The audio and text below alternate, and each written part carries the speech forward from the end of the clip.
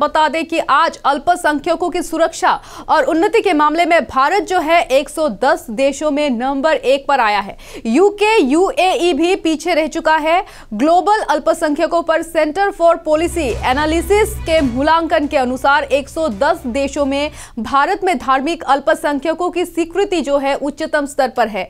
भारत की अल्पसंख्यक यानी कि जो भारत में अल्पसंख्यक है, मुसलमान, सिख, ईसाई नीति के ऐसे दृष्टिकोण पर आधारित है जो विधिवता बढ़ाने पर जोर देती है।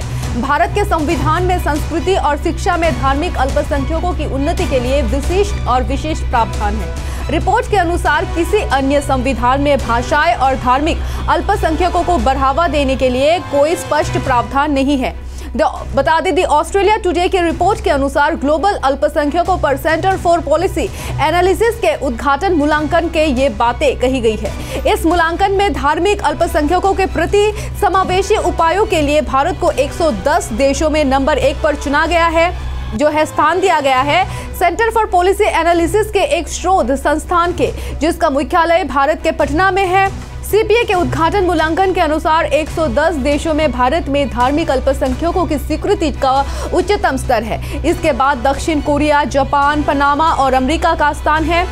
रिपोर्ट में यह भी कहा गया कि मालदीव, अफगानिस्तान और सोमालिया सूची में सबसे नीचे पाए गए हैं, जो कि मुस्लिम कंट्री में माने जाते हैं। यूके और यूएई क्रमश जो है 94 और 61वें स्थान पर है। भारत में किसी भी धार्मिक संप्रदाय पर कोई प्रतिबंध नहीं लगाया गया है, रिपोर्ट में यह प्रकाशित हुआ है।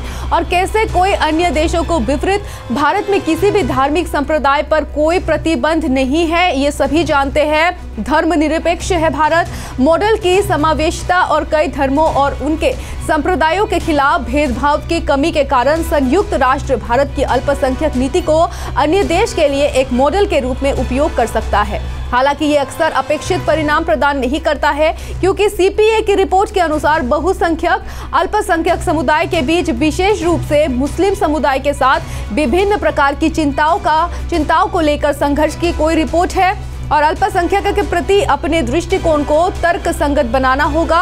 ऑस्ट्रेलिया टुडे में यह साबित हुआ है कि अल्पसंख्यक नीति पर प्रकाश डाला गया है, जिसका समय समय पर समीक्षा और फिर से जांच की जानी चाहिए। इसमें आगे ये कहा गया कि यदि भारत देश को संघर्षों से मुक्त रखना चाहते हैं तो उसे अल्पसंख्यकों के प्रति अपने दृष्टिकोण को तर्कसंगत बनाना होगा। सीपीए द्वारा बनाई गई वैश्विक अल्पसंख्यक रिपोर्ट का उद्देश्य भी विश्व समुदाय को विभिन्न देशों में उनकी आस्था के आधार पर अल्पसंख्यकों के खिलाफ भेदभाव की व्यापकता पर शिक्षित करना है।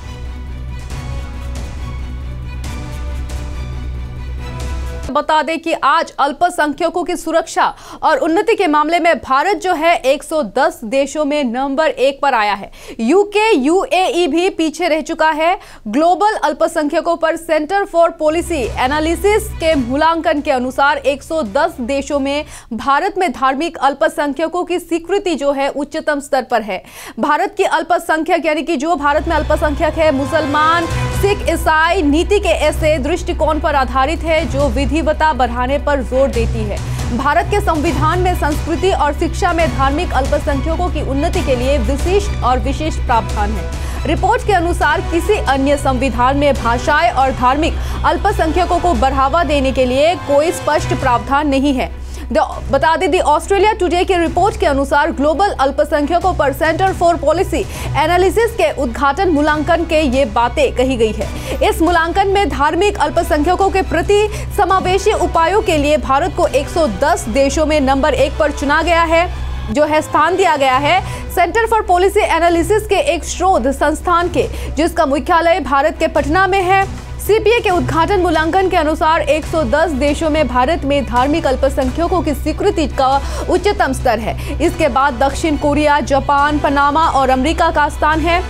रिपोर्ट में यह भी कहा गया कि मालदीव, अफगानिस्तान और सोमालिया सूची में सबसे नीचे पाए गए हैं, जो कि मुस्लिम कंट्री में माने जाते हैं। यूके और यूएई क्रमश जो है 94 और 61वें स्थान पर है। भारत में किसी भी धार्मिक संप्रदाय पर कोई प्रतिबंध नहीं लगाया गया है, रिपोर्ट में यह प्रकाशित हुआ है।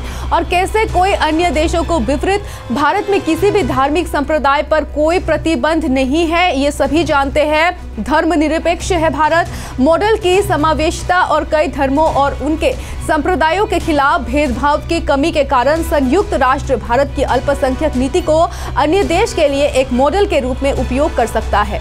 हालांकि ये अक्सर अपेक्षित परिणाम प्रदान नहीं करता है, क्योंकि सीपीए की रिपोर्ट के अनुसार बहुसंख्यक अल्पसंख्यक समुदाय के बीच, विशेष रूप से मुस्लिम समुदाय के साथ विभिन्न प्रकार की चिंताओं को लेकर संघर्ष की कोई रिपोर्ट है और अल्पसंख्यक के प्रति अपने दृष्टिकोण को तर्कसंगत बनाना होगा।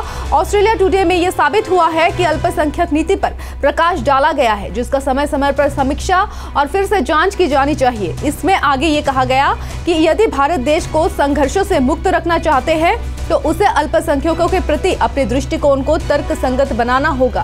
सीपीए द्वारा बनाई गई वैश्विक अल्पसंख्यक रिपोर्ट का उद्देश्य भी विश्व समुदाय को विभिन्न देशों में उनकी आस्था के आधार पर अल्पसंख्यकों के खिलाफ भेदभाव की व्यापकता पर शिक्षित करना है।